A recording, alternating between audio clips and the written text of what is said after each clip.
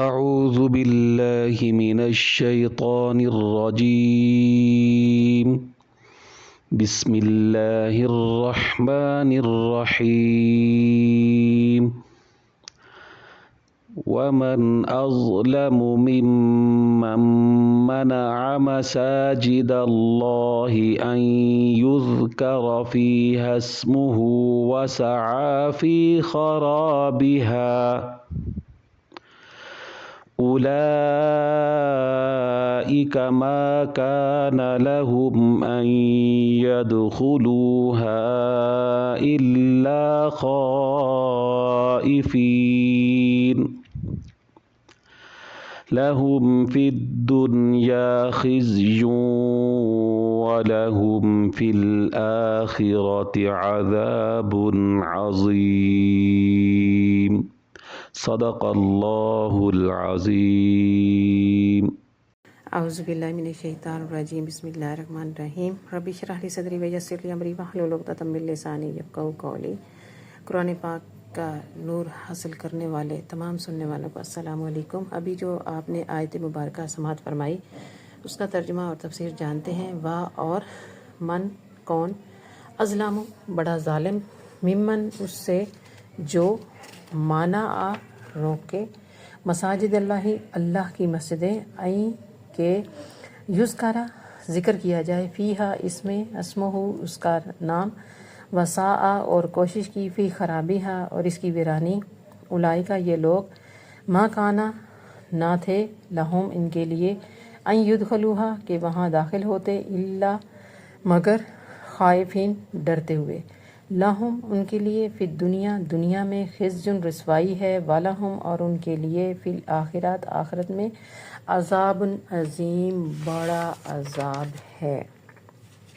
اور اس سے بڑھ کر کے ظالم کون ہے؟ جو اللہ کی مسجدوں کو روکے اور ان میں نام اللہ کے لیے جانے سے اور اس کی ویرانی میں کوشش کرے۔ ان کو نہ پہنچتا تھا کہ مسجدوں میں جائیں مگر ڈرتے ہوئے، ان کے لیے دنیا میں رسوائی ہے اور ان کے لیے آخرت میں بڑا عذاب ہے۔ کنز الایمان میں مفسر فرماتے ہیں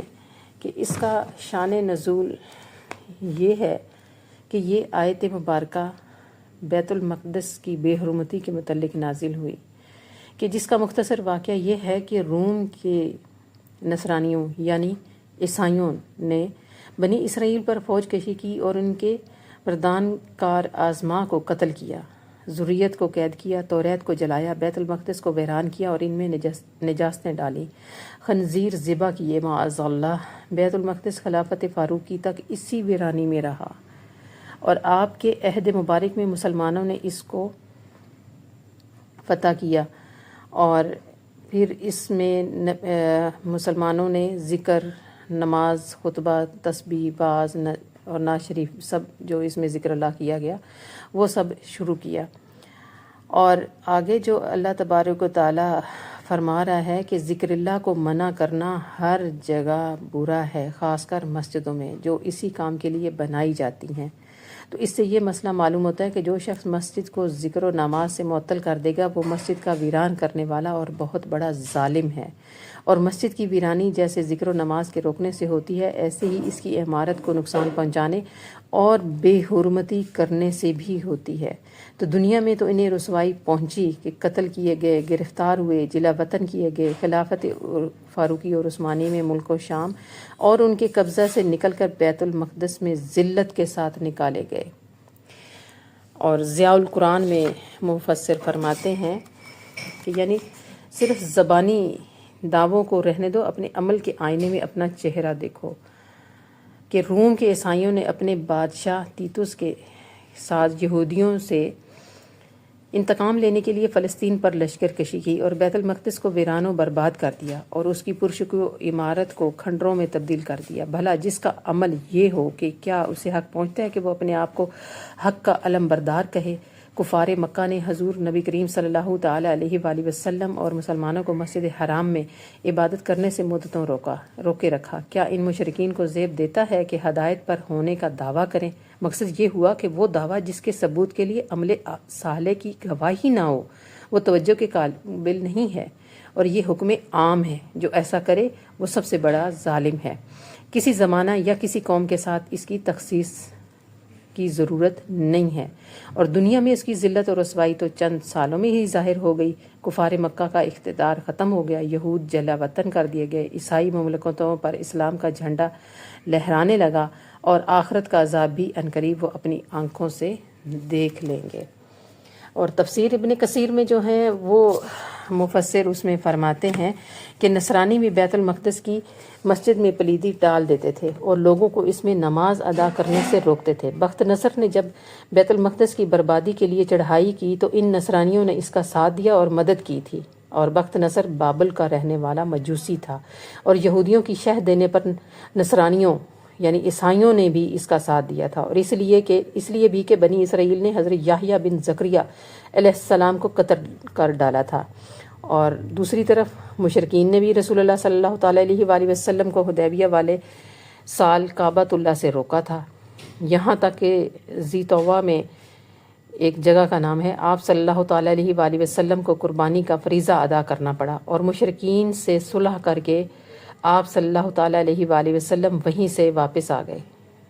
جسے صلح حدیبیہ کا بھی کہا گیا، بعد میں نام دیا گیا، حالانکہ یہ امن کی جگہ تھی۔ باپ اور بھائی کے قاتل کو بھی یہاں پر کوئی نہیں چھیڑتا تھا، اور اس کے اجاڑنے کی کوشش ان کی یہی تھی کہ ذکر اللہ اور حج و عمرہ کرنے والی مسلم جماعت کو انہوں نے روک دیا تھا۔ حضرت ابن عباس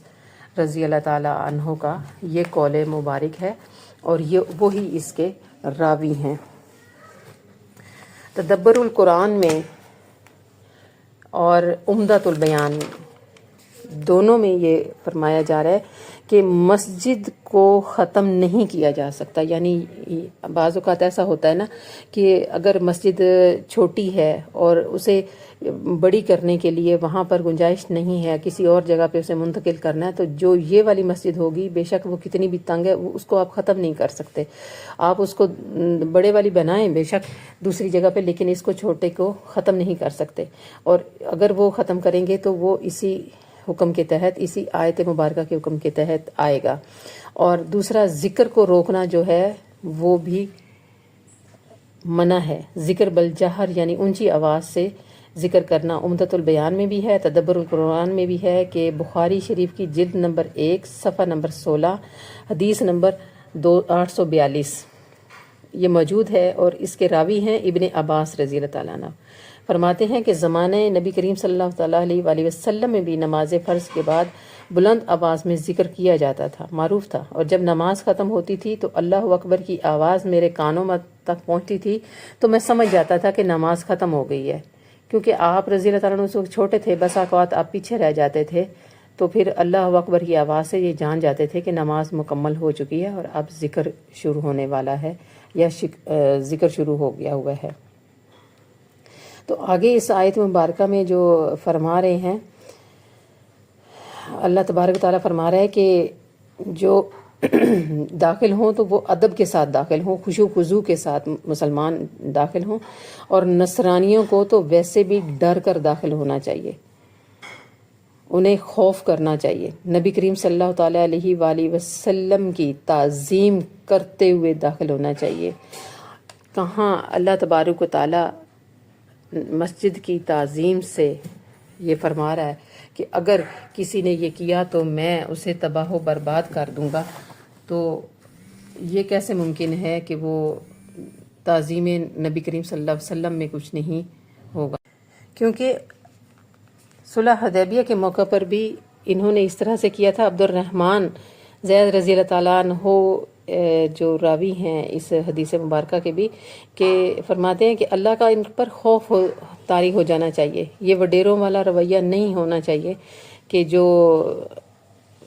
سینہ تان کر یہ داخل ہوتے ہیں۔ اور نبی کریم صلی اللہ تعالیٰ علیہ وآلہ وسلم کو تو ویسے بھی خوشخبری دی گئی تھی فتح موقع پر، جب فتح مکہ ہوا اور مسلمانوں کو اللہ تبارک و تعالیٰ نے فتح عطا فرمائی تھی، تو پھر نبی کریم صلی اللہ تعالیٰ علیہ وسلم نے مشرکوں کو روک دیا تھا، لیکن ان کے پاس ایک شریعت تھی، ایک اللہ کا قانون تھا روکنے کے لیے، جبکہ مشرکوں کے پاس کوئی اللہ کے گھر سے روکنے کی کوئی وجہ نہیں تھی۔ تو یہاں پہ تو باقاعدہ ایک شریعت تھی جس کے تحت یہ روکا گیا تھا اور روکا جا رہا تھا، اور اسی طرح تفسیر ابن کثیر میں بھی یہ ہے کہ پھر فرمایا کہ انہیں لائق نہیں ہے کہ بے خوف ہو کر یہ مسجد میں آئیں. مطلب یہ ہے کہ اے مسلمانوں انہیں بے خوفی اور بے باکی کے ساتھ بیت اللہ میں نہ آنے دو. جب ہم تمہیں غالب کر دیں تو اس وقت یہی کرنا. چنانچہ جب فتح مکہ ہو گیا اور آپ صلی اللہ تعالی وسلم نے اگلے سال 9 ہجری میں اعلان کرا دیا کہ اس سال کے بعد حج میں کوئی مشرک نہ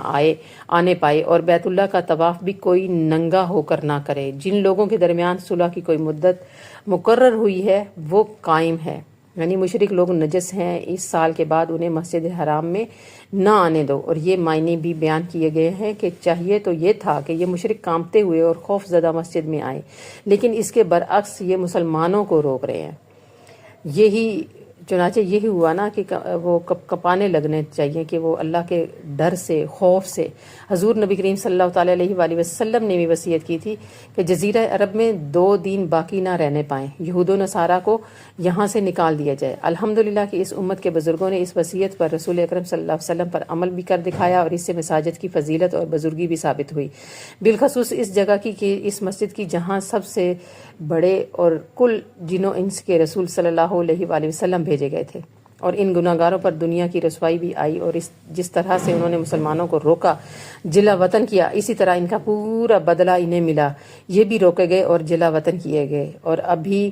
اخروی عذاب باقی ہے کیونکہ انہوں نے بیت اللہ کی حرمت توڑی اور وہاں پر بت رکھ دیے تھے، غیر اللہ سے دعائیں اور مناجات شروع کر دی تھی، ننگے ہو کر بیت اللہ کا طواف کیا. اور اس طرح سے جو انہوں نے یہ کیا